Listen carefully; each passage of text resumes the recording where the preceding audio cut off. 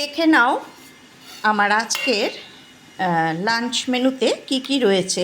বাইরে একটা আওয়াজ হচ্ছে, মানে একদম পাশেই কোথাও মিস্ত্রির কাজ চলছে, তো তার জন্য একটা সাউন্ড আসছে। পাথর টাথর বসাচ্ছে, হয়তো কিছু করার নেই। যাই হোক, ভাত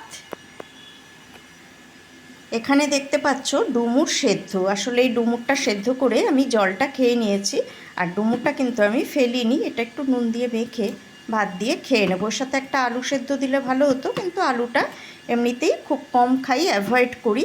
যদিও আমাদের কারোরই মধুমেহ নেই, তো তাও এই বয়স বাড়তে থাকলে কার্বোহাইড্রেট যত কম খাওয়া যায় তত ভালো। কিছুটা তো যাই শরীরে। এটা কালকের ডালটা যেটা করেছিলাম, পাটশাকের লড়া, সেইটা।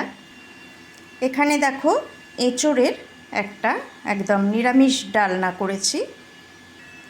আর এই যে সকালবেলা মাছটা নিয়েছিলাম, সেই মাছটা এরকম মৌরি দিয়ে একটু পাতলা ঝোল করে নিয়েছি। গরমে কিন্তু এটা খেতে বেশ ভালো লাগে, একদমই পাতলা হয় ঝোলটা, খুব ভালো লাগে খেতে।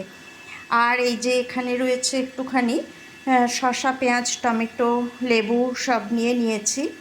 তো দইটা আমাদের সকালে আজ খাওয়া হয়ে গেছে, সেই জন্য আজকে মেনু আমাদের এটাই।